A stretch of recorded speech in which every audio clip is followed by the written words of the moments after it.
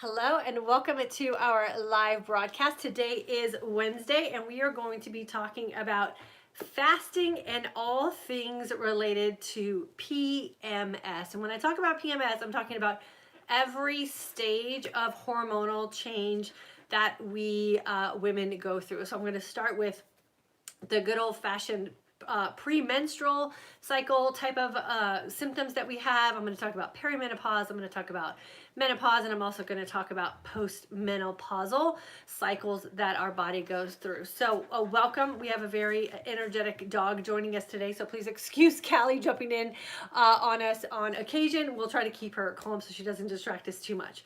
So if you're joining us live, welcome. Always feel free to leave a comment in the comment section. The way I run these broadcasts is I talk about the subject matter on the first end, and then at the tail end of our broadcast, I go both on YouTube and Facebook and welcome everyone and answer any questions or comments. So always feel free to jump in. If you're joining us on the rebroadcast, please know I appreciate you as well, and I will circle back around and answer any questions or comments that you leave if you catch this after we go live. For those of you who are new to our community, I always ask that you take a second to hit that subscribe button on YouTube or that like button on Facebook. Always feel free to like, comment, and share as well. So if you're new to our community, I'd like to welcome you. My name is Diane, and for the past 25 years, I have been helping women find nutrition plans and fitness programs that help them develop a lifestyle that really does allow them to look and feel their best and live their most authentic life.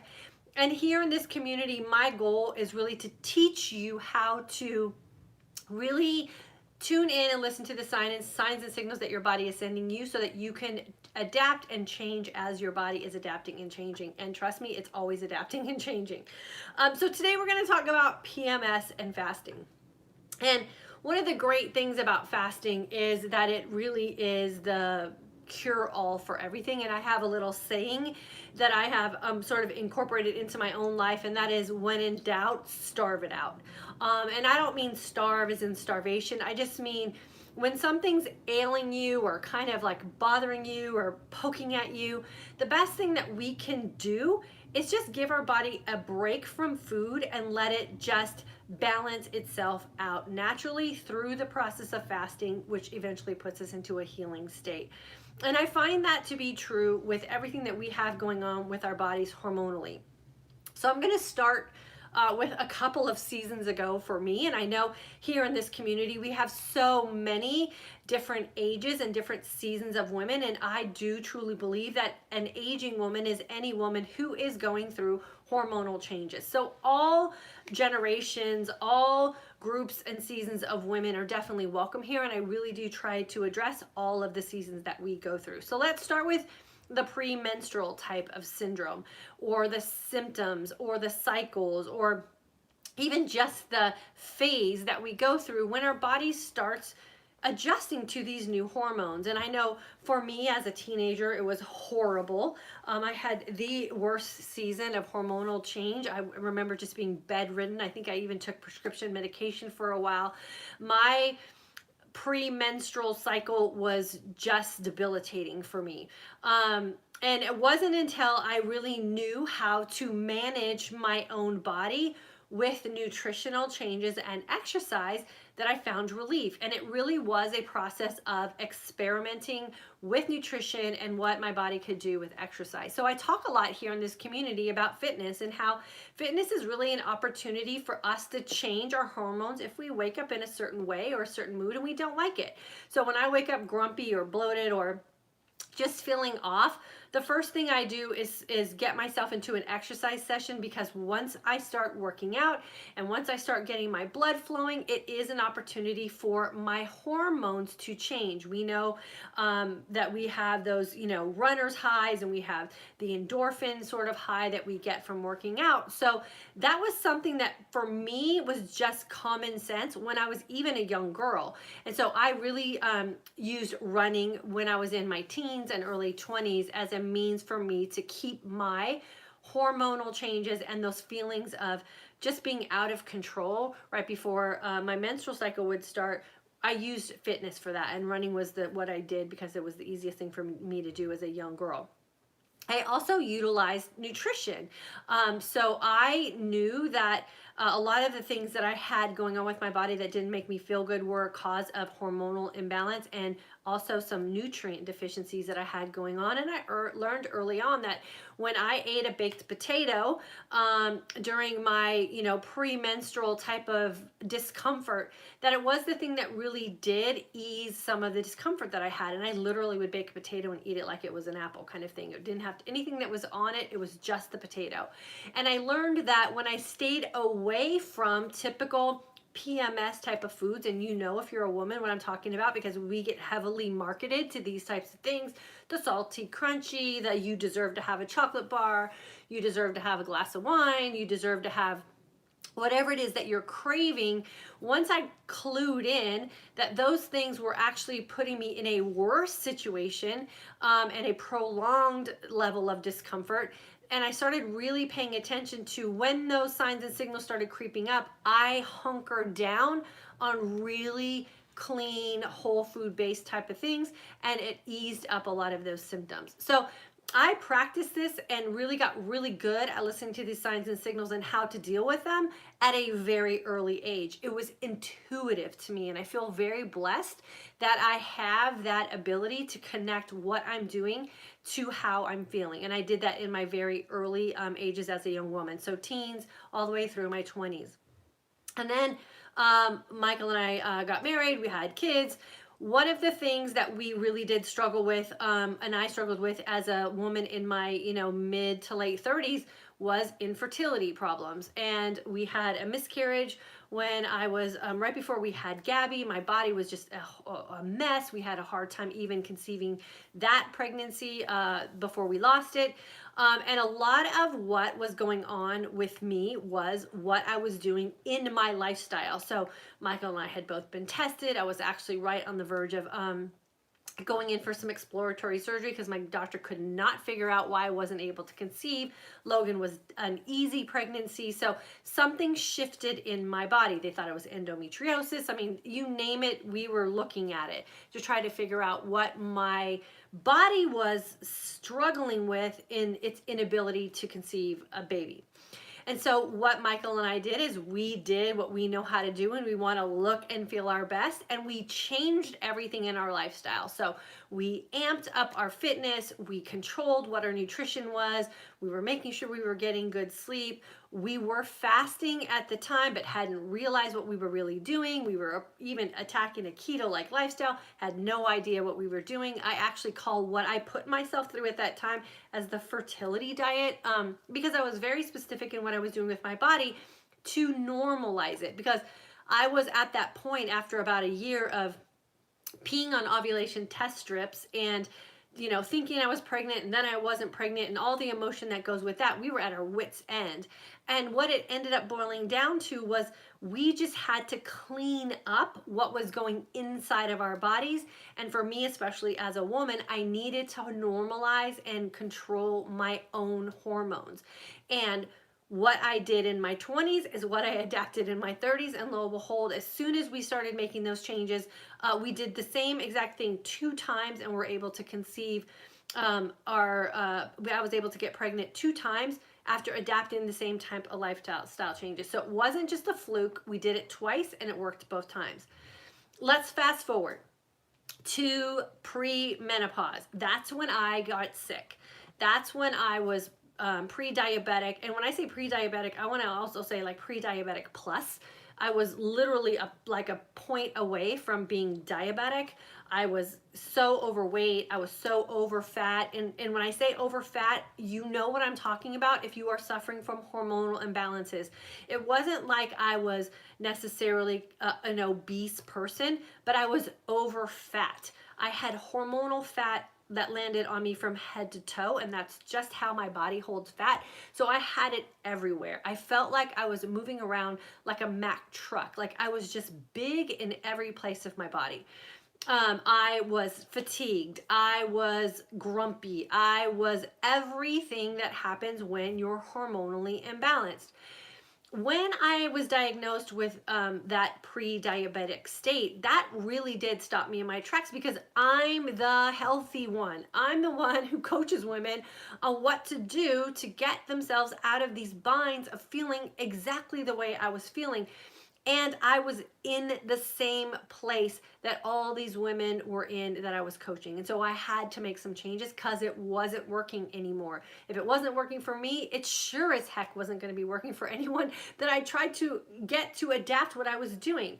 So I had a little bit of a conflict even of my own moral standing and my own more ethics of what I was doing as a health and fitness coach for other women. And that's when I started deep diving into what we are practicing today, and that's the intermittent fasting and this keto-like lifestyle. And what I found was, oh my gosh, if I just go back to the basics and I go back to putting really clean, whole food in my body, I allow my body the opportunity to fast itself into a healing state. So when in doubt, starve it out. What I found was that all of these things that I was suffering as a perimenopausal woman were also starting to go away as well. Now, leap forward. I've been through menopause, and we all know, what all the technical standards for menopause are. I think I attempted menopause, and then I was out of menopause, and I had to go back to that 12-month cycle and then back into menopause.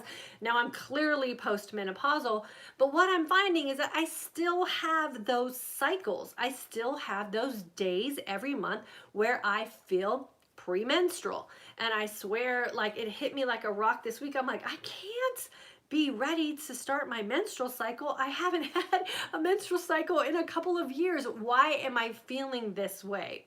And what I pinpointed it to was I have made some dietary changes in these last 30 days or so. If you've been watching me on social media, you know that I went very plant-based for a couple of months, felt absolutely fantastic, had no real swings in my months, I had no real swings in my hormones or how I was feeling. And these last month or so, our son has been home from school, and we have been helping him adapt more of a keto lifestyle, and we've been doing some fasting stuff with him as well. And so we have been providing more animal-based type of meals in our house, and I have been eating with my family, still adapting my intermittent fasting stuff, totally doing my keto-like lifestyle, but I have been putting more animal protein on my plate than I had been in the past. And so that's the one thing that I really keyed into what was going on with me this week. And if you follow me on Instagram, I shared on my stories, like Monday, I was wiped out. What I do as a woman, and what I have always done for some reason, again, it's that intuitive type of thing, is I track how I'm feeling, I track body changes, and I track what I'm doing in my everyday life. So when something feels off, I can go back to my tracking, I can go back to my journaling, and over a course of a couple months, I can usually pinpoint the culprit of what's going on with me. Fortunately, I have been doing that as a postmenopausal woman as well. And I have figured out that I have about 2 or 3 days out of every month where I am symptomatic to a PMS type of cycle. You can call it perimenopause, you can call it postmenopause, you can call it premenstrual. I don't care what it is. It's PMS all the way through. I feel foggy headed, I feel bloated, I feel out of whack, I feel grumpy, I feel all of those things.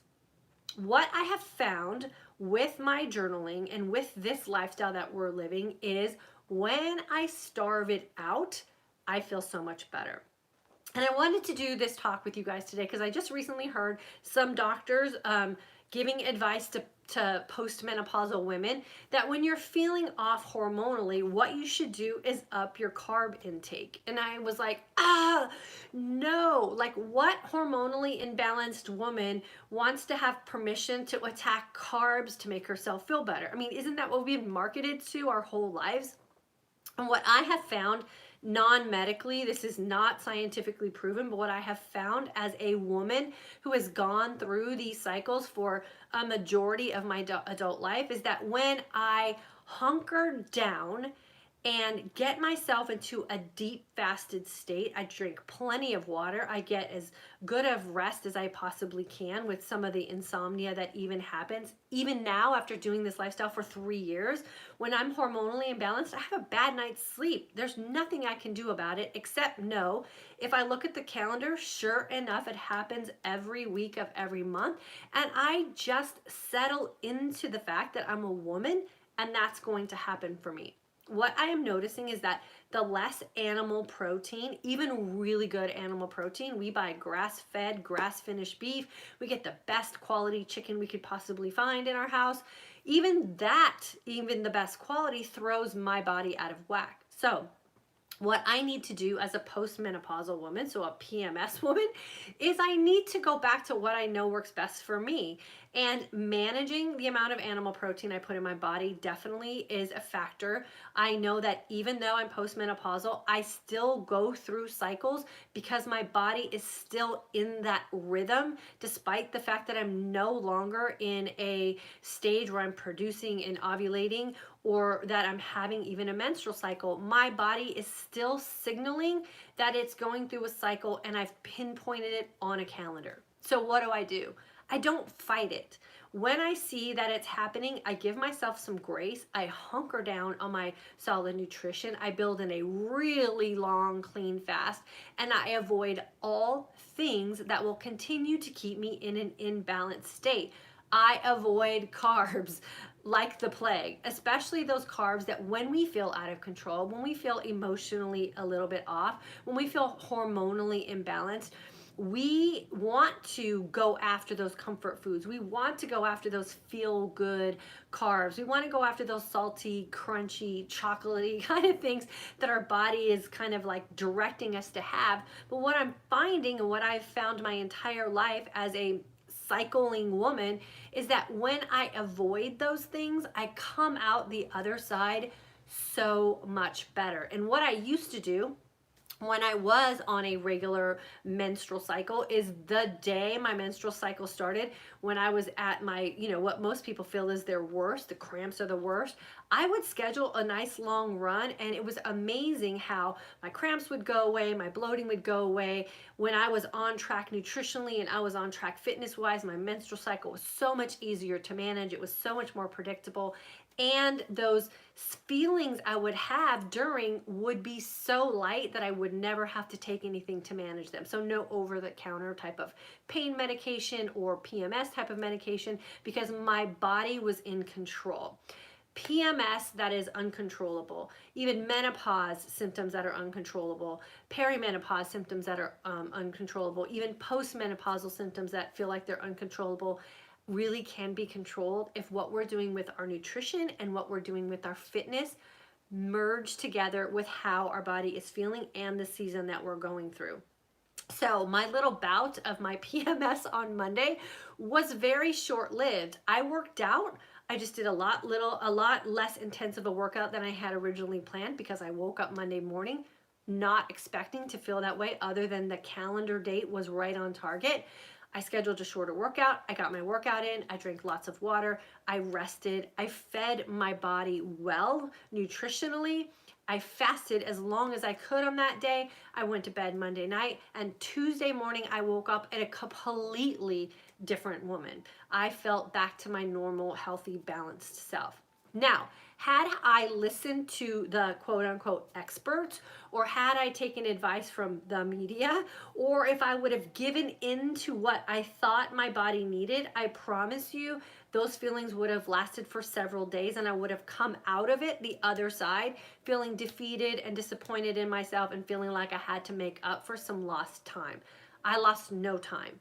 I literally didn't even lose my Monday. I just knew I wasn't feeling my best, and so I gave into that feeling, but I didn't give into the emotion. So I rested, I fasted, and I feasted very well, which is all the advice that I try to give you guys when you're going through my course. Remember, it's a mindset shift. Don't do what everybody else is doing. Don't do what the average woman is doing. Don't do what you think the normal woman is doing, because trust me, they're not average and they're not normal by what our standards are for ourselves. We want to live a better life. We want to feel happy, we want to feel confident, and trust me, your body does not want to be in pain, your body does not want to be bloated, your body does not want to be fighting what its normal rhythm and system is supposed to be by the way we were designed. The pain we feel, the suffering that we go through, the emotional upbreast, the bloating, all the things that we go through as women when we're in any sort of PMS state is generally caused by our environment and the lifestyle that we have created. It is in conflict with our own hormonal system. So the best way to get your hormonal system out of conflict is to take away the things that are causing the conflict. And this is why in my Intermittent Fasting for Today's Aging Woman course, we talk about what feasting means. Feasting doesn't always mean that you put something in your mouth. Feasting for your body is anything that's happening to you that's causing some sort of hormonal change or hormonal imbalance, or in this conversation, it could be a hormonal conflict. So we have to really think about all those things that are in our environment that are causing those things to happen. So many of the infertility issues that are happening today are the cause of environment and lifestyle and have nothing to do with what our body is showing signs of being incapable of doing. My body was totally capable of conceiving a child. I just had to move the barriers out of the way. And once I moved the barriers out of the way, not only was I able to have my beautiful, sweet, lovable little Gabby, but I was also able to avoid a exploratory surgery that would have ended up being a complete waste because they would have found nothing. They would have found nothing wrong with my body because everything that was wrong with my body was a chemical thing caused by the lifestyle and environment that I was exposing my body to. So you guys, it all matters. Our food, our skincare, our lotion, our air fresheners, our laundry detergent, and you do not have to become an extremist to get your hormones back under control and alleviate those signs and signals of PMS in any stage of life that you're in. All you have to do is be aware. Be aware of the things that, yes, you're feasting on, whether it's internally ingesting things or whether you're exposing yourself environmentally or you're putting things on topically. Pay attention to what happens to your body throughout the course of your cycle, however many days that might be for you. Calendar it out, make some subtle changes, and then see what kind of changes take place. And I promise you, you will be so surprised at what your body is capable of doing and how your body is supposed to be feeling through these changes that we go through as women if you start taking those barriers away and really trusting your body to know what it's supposed to do. Being a woman should not be uncomfortable. Being a woman should not mean that we have to take 3 or 4 days out of our month and check out. We should be able to manage our life with very little interruption if what we're doing in our lifestyle will allow us to be the women we were designed to be chemically and hormonally. So if you're suffering, I hope this allows you to have the opportunity to think about what you're doing in your life, think about your days, think about when it is that you're not feeling your best. Is it a cycle? Is it always that same week every month? And what are some of the things that you can remove that might be barriers to you looking and feeling your best? I will take one off day every month if that means that I am a healthy American woman, or it doesn't even have to be American woman, a healthy woman in our world today. One day of feeling off, I think I'm allowed to have that to be a woman who has hormones that are constantly changing in her life. But I also want to make sure that that one day is going to be as easily lived as possible, and I'm going to allow myself the time and grace to get through that day, and then I'm going to do everything I possibly can to get back up on my 2 feet and be able to live my life looking and feeling my best. So it doesn't have to be something that's horrible for you. If you're suffering some sort of hormonal imbalances, I would take the time to inventory your life, everything that's in it, everything that's in your environment, and see if there might be some things that might be causing some barriers for you as well. So I'm back at it, feeling fantastic today. One day was all I had that I was down. I'm gonna really watch my animal protein over these next few weeks and see when my next, kind of cycle runs through how I feel. And if I feel much better on that next cycle, then for sure I'm gonna be able to pinpoint how I was feeling this month to all that extra animal protein that I had been putting in. So I'm gonna go in and welcome everyone on Facebook and answer any questions or comments that you guys might have there. And if you just jumped on, please take a second to leave a comment and I'll make sure that I get you addressed as well. So, Mall team, a very good evening from the Netherlands. Welcome from the Netherlands. Always good to have our international women with us. Teresa, love your live broadcast. Thank you so much. I appreciate you being here with us. Rita from Sydney. Patty, 2019 graduate. She was with us in February. Mia, hello. Thanks for tagging a girlfriend on this for us. Teresa, I too am trying to clean up what is going on into my body, trying to manage and control hormones in menopause. Yeah, it really is just a process of elimination and really being conscious and watching patterns that you're doing. And the more you do this, the more obvious it becomes. So it's just one of those things that becomes a habit. And then it will become intuitive to you as well. So I can tell within minutes when I've been exposed to something that's just not good for me. And then there are some things that I have in my everyday life that would probably shock some of you, that I still do these things, but they don't bother me. So I leave them in. And that's why I really do try to teach that it's not always what's laid out in a medical book. When I would go talk to my OBGYN about some things I had going on and how I was feeling, he would go, no, that's not how it's supposed to be. It's supposed to be this way on this week and this way on this day. And I'm like, no, my body's not working that way.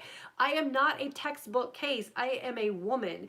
And my body has never been the way textbooks are describing how my woman body is supposed to be working. So remember, you have your own system. You have your own hormone setup. You have your own DNA. And you may not be textbook either, and that's okay. All you need to do is stop relying on other people to tell you how you're supposed to be and how you're supposed to feel, and take the time and the energy that you deserve to have and figure things out for you and your body. And once you figure that out, then man, that's like a majority of the battle that a lot of us are fighting with our hormones and life change for sure. Nancy, I can't wait to get out of work to listen to this. I've been struggling with this so much today, included perfect timing. Awesome, girlfriend. Get yourself a nice long fast, tons of mineral water, a good night's sleep, and avoid every kind of food that could cause you to go into an emotional or hormonal tailspin. So I would say get yourself a nice big bowl of some raw organic vegetables and toss them up in some avocado oil and enjoy that for dinner tonight. And I bet you by tomorrow you'll be feeling fantastic. Gwen, just what happened to the mentality that starving will cause the body to hold on to fat? When I was fast, I get bloated and gain weight eating clean. I don't get what that means. So starvation is a term that's defined as the inability to have nutrients available, right? Or food available. So we aren't starving per se. When I say when in doubt, starve it out, what I mean is don't feed a frenzy. So if you're clean fasting and you're fasting in a way that will allow your body to get into a fat adaptive state and a healing type of state, you will never starve yourself. In the sense of what we know starvation to be as hoarding fat. When you're in a clean fasted state and you're fasting for an appropriate amount of time, we call that the sweet spot here in this community.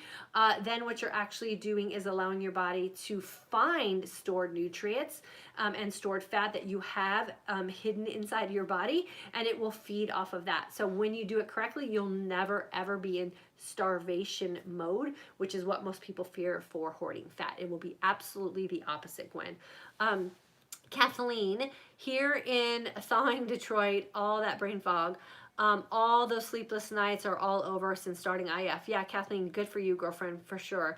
Patty, thanks for jumping on. Kathleen, up your carb intake. My gosh, I experience depression when I eat too many carbs. Grrr. I know. So when I heard that, I was like, okay, well, what woman in their hormonal wrong mind, right? So when you're feeling hormonal and out of balance and someone says, go eat carbs, well, girl, the first thing I'm going to go get is some my favorite avocado oil potato chips that, you know, Michael, if you've been in my course before, you know what Michael references those as. So I would go get a big old bag of probably salty potato chips, healthy ones, of course, or go binge on some, you know, healthy cookies or something. All those things that you're visually yearning when you're hormonally imbalanced, but your body doesn't necessarily need nutritionally. And it's like when someone says that, especially a doctor, then you feel like, oh my gosh, that's what I should probably go do. We don't realize when we're not in our right state of mind the difference between nutritionally dense and, oh yeah, someone said I could go eat some carbs. So what I say to do is, when in doubt, starve it out. When you can't make a good decision, just don't eat. Just give your body the opportunity to go through a fasted state. The more mature you are with your intermittent fasting, the more experience you have, the more time and consistency you have, the easier it is to just go, nope, I'm just gonna fast my way through this, because your brain will understand the benefit of that for your body. So when in doubt, fast it out, starve it out, whatever word you wanna use. You're not putting yourself into a starvation mode at all. Teresa, I feel so much better without carbs. Yeah, girlfriend, me too.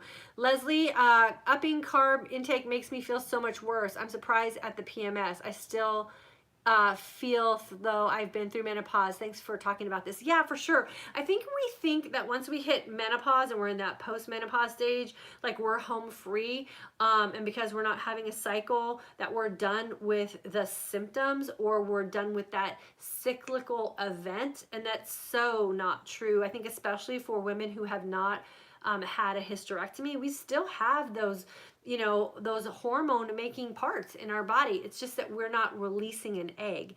And so I think that there's not enough education and information about that out there for us women. And I think because most postmenopausal women don't share this information. And so I always want to make sure that I'm sharing what I'm going through as an everyday real world woman, going through exactly what you guys are going through. And there are just some days that I don't feel my best. You guys, that doesn't mean we're a failure or there's something wrong with us or we even did anything wrong. It just means we have a bad day. And I think that we need to give ourselves some grace and allow ourselves to have a bad day. Just don't sabotage it and just sink your feet into it and go, you know what, I know what to do and I'm feeling off and I'm just gonna fast my way through this. And when you're really, like I said, mature with your fasting and you have some of that experience under your belt, you will feel so empowered. And I just posted this on my social media, I think it was yesterday. That energized sense of calm is what you should be seeking out when you feel off. Like, how long is it going to take me to get to that energized sense of calm point? When you feel like you have an abundance of energy, but so much focus and clarity in your mind and so much even keelness with your emotions. That's what we should do when we're in those PMS stages, is fast your way to the energized sense of calm for sure. Rachel, I feel so much better. My body feels without carbs. IF and low carb, high fat has made a massive difference for me. Yeah, me too. Donna, in the April course, welcome, girlfriend. You guys are on your last week already. It's amazing how fast that course goes by for us every month. Trisha had a few days of high carbs and just crashed today. Yeah, for sure, because now you're having to burn off all those stored carb elements in your body and get right back into that burning fat. But just fast it out, and before you know it, Trisha, you'll be right back with us. Jack, Susan here. I forgot to mention over on YouTube that today, as I was walking through the mall, I caught my reflection in a glass window and it took me by surprise how I looked. Right? That's signs and signals right there that what you're doing in your fasting and your feasting is working. There's no need for any one of us ladies to ever step on a scale. Girls, like, come on. Like, when you throw your clothes on, if you're doing the right things. Like Susan just said, when you walk past a mirror or a glass reflection and you're like, damn, who was that? And you realize it was you, but you didn't recognize it because you look different. That's when you know you're doing the right things. Throw the scale out. Like, it's just a number that was put on a chart like eons ago by some man probably who had no idea what damage that was going to do to us. Don't get on a scale. Walk past a glass in a mall and see your own reflection. How do you feel when you see yourself? If you feel fantastic, you are doing everything right, and just go with that feeling. So Susan, congratulations, girlfriend.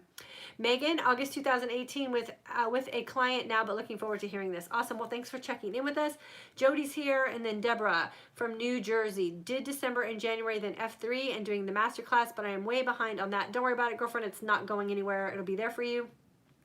In menopause now, and hot flashes are bad. I can only get to 18 hours, but beyond that usually results in a headache. I know the others have said 24 is the sweet spot to help with hot flashes. Suggestions welcome, and maybe more keto-like, and probably be better too.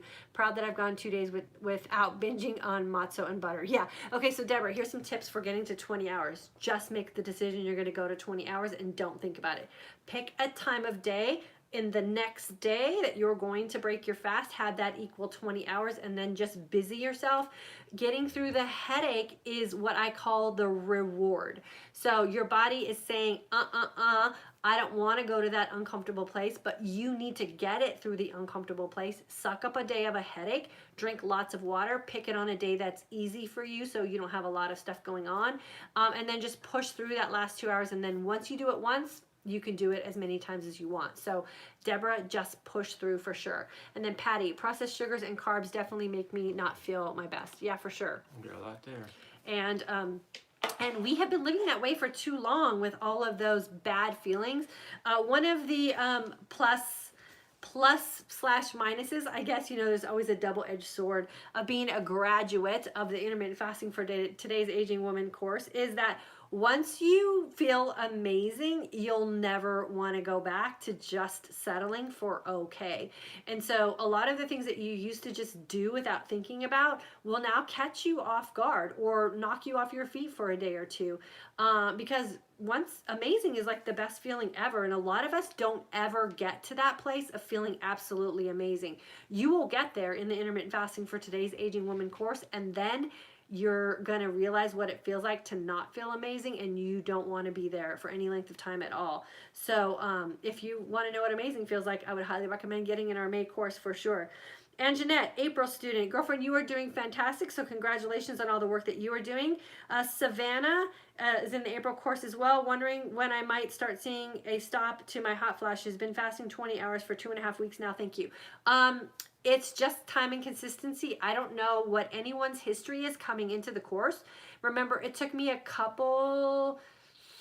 I would say I really started feeling the benefits of what I was doing, and I was still experimenting and doing some research for months. And once I nailed that 20-hour fasting with no exceptions, not even on the weekends, and I did it completely clean, it probably took me a month or two to get to that point where I was like on top of the world, no one could knock me down sort of feeling. So stick with it. Your body is healing.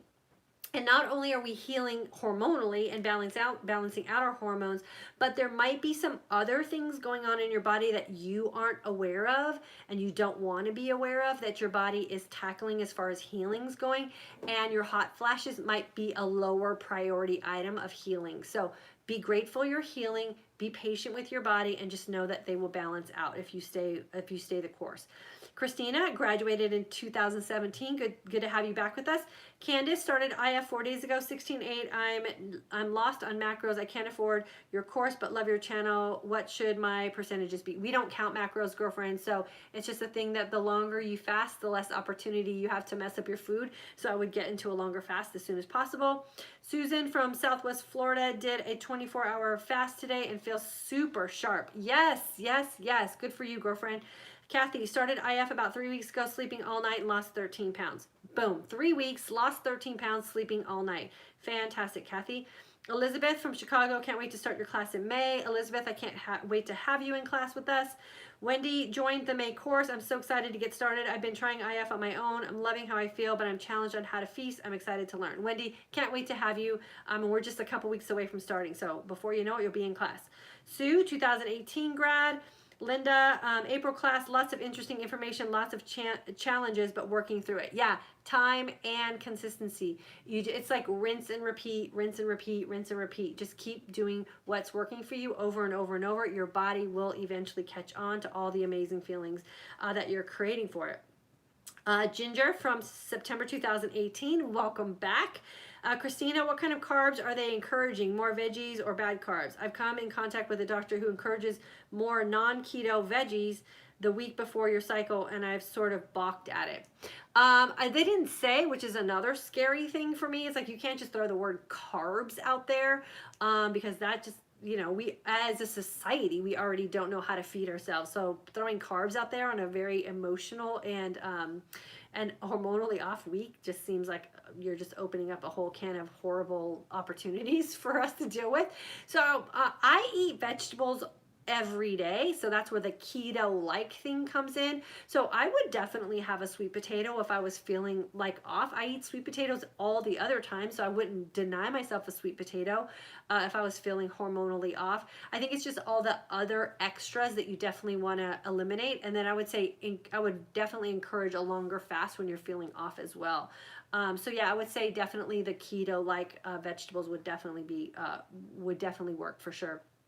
Kate, by day 3, finally, I lost my place here. Let's see, Kate. By day 3, finally reached blood ketosis, then hit a block. Not sure if all mental hungry or if actually physically hungry. Any advice? Kate, it's hard to give that kind of advice here in this platform. It would be a lot of stuff I'd have to give you.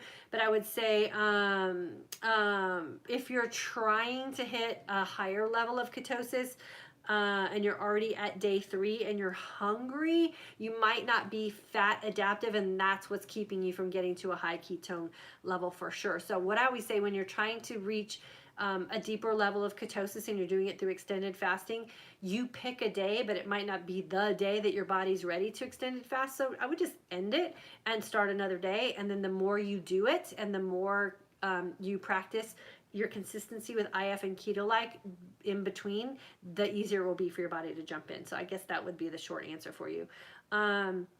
It's avocado. How do you keep from overeating after IF? I tend to overstuff myself. Do you recommend fasting during PMS? I used to. Yes, I would keep my diet very clean. I would exercise during PMS even when I didn't feel good. And the hormonal changes through exercise definitely helped me. And then I would say practice will help you. The better balanced out your hunger hormones are, the less you'll overeat when you're intermittent fasting.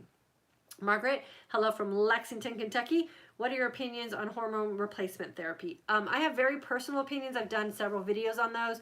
I cannot use hormone replacement therapy because my body has a tendency to develop blood clots with high levels of hormones. And so if my body is decreasing hormones and I put hormones in, that would be high levels of hormones. It could be deadly for me. There are a lot of women that I know, so this is third-party information, who have been on hormone replacement therapy and who have developed breast cancer, and their doctors have pinpointed it to their hormone replacement therapy. So there's that you have to deal with. I say if you're using hormone replacement therapy to cover up or reduce signs and signals of the hormonal changes that happen because of menopause, you could change those things with nutrition and lifestyle. Now, is it going to be the same way it was when you had high levels of hormones? No, absolutely not. But I don't suffer from hot flashes. I don't suffer from insomnia. And there's a lot of other menopausal things I don't suffer from anymore because of some nutritional and lifestyle changes that I have made. So in my opinion, I think hormone replacement therapy is riskier than the benefits that it provides. So I personally don't recommend it, and I would never use it. But that's just me. Let's see.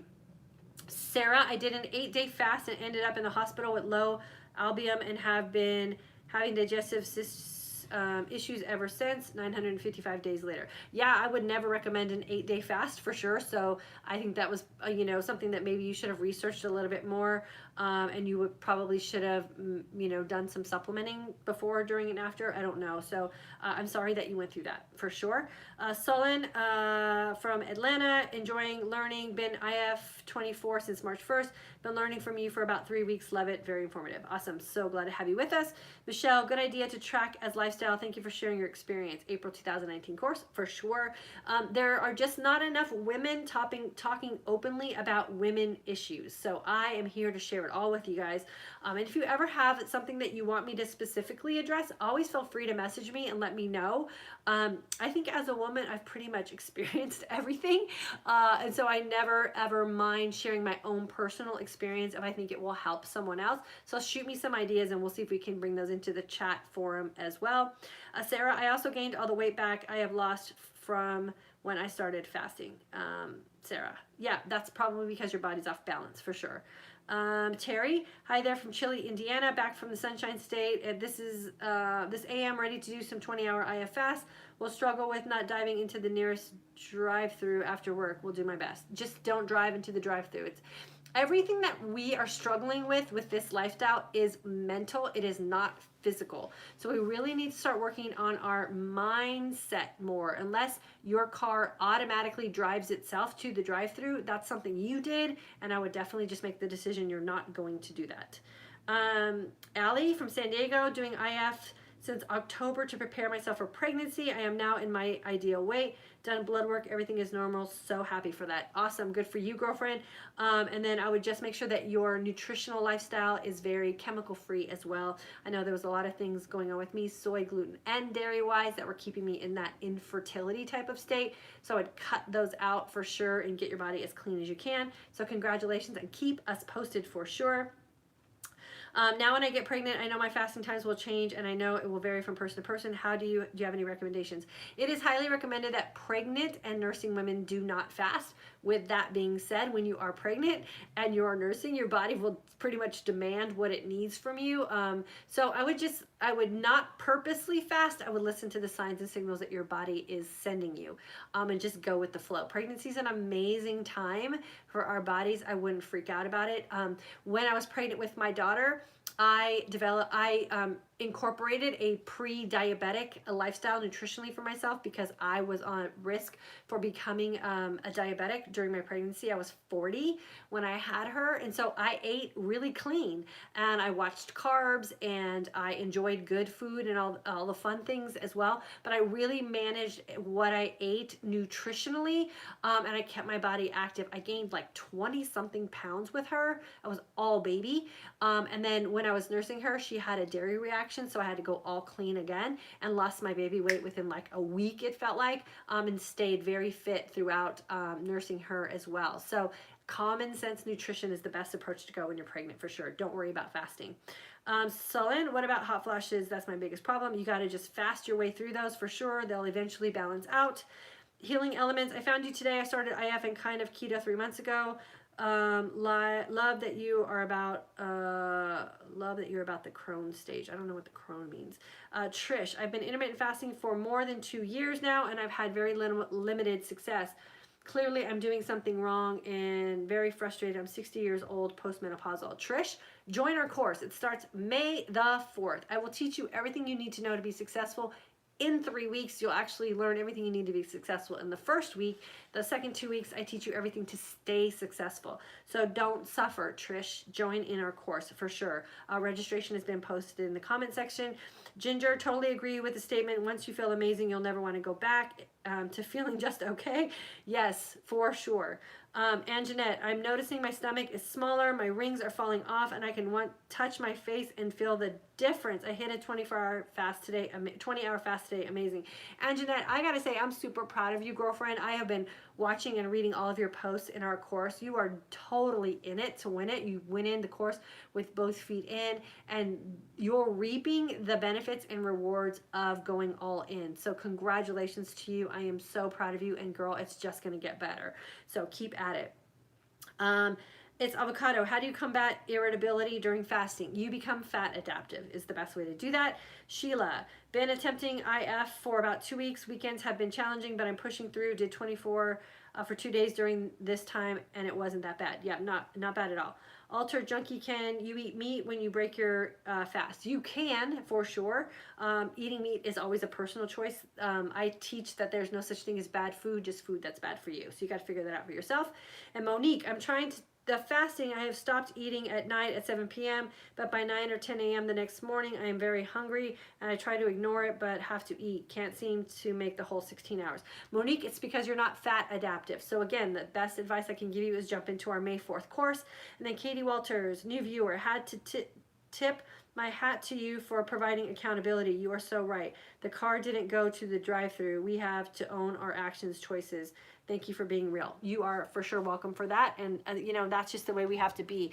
You know, we go through stages as women too, right? Where we're like, oh, but the kids have their snacks, and I have to buy snacks for the kids. No, you don't. You don't have to buy snacks for the kids. Kids can eat real food too, and you can be disciplined and not put your hands in the kids' snack box or whatever. So we have to become very real about decisions we're making, and we have to become very honest with what we say we want and what we are willing to do to get what we want. And oftentimes those don't match up. So then we become frustrated, then we quit because this thing doesn't work. No, it works. You just have to make sure that what you're doing is what you say you want, and what you say you want, you're willing to do. And it doesn't have to be difficult. You just have to quit playing war games in your own head and just be authentic and be honest with yourself. And then realize, like, hey, this is what I tell myself all the time. I am a grown up woman. I should be able to make decisions for myself, on behalf of myself, so that I can look and feel the way I want to look and feel. There's nobody, nothing that can keep me from making those decisions for myself except for me. And then if I make decisions that keep me from looking and feeling my best, I have no one else to blame but me. So get real with yourself. What do you want to have for your life? How do you want to look? Age is not keeping you from looking the way you want to look. Time is not keeping you from looking the way you want to look. Money is not keeping you from looking the way you want to look, because the reality is fasting's free. Like, all you have to do is fast your way to happiness. And it's not difficult, but you have to start really being honest with yourself and the way you're living your life. And is what you want exactly how you're living?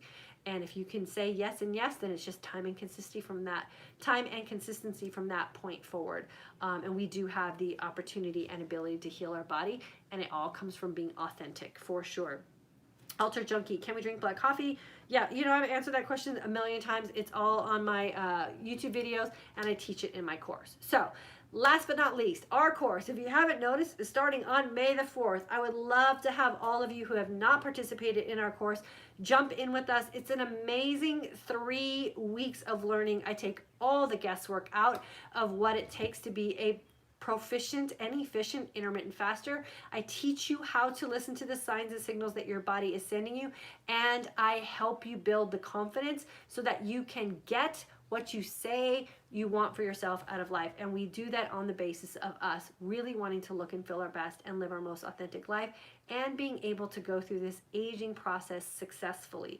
We want to age until we stop aging, right? We want to do it gracefully, and we want to do it successfully, and we want to be able to say that we're proud of ourselves through the process. And that is exactly what I try to teach in my intermittent fasting for today's Aging Woman course. Registration is up. Make sure you get on our email list. We're going to be sending out some really good invitation opportunities to jump in with us on May the 4th. So make sure you're on that email list, and then keep an eye on your inbox. Emails will start going out in just a couple of days.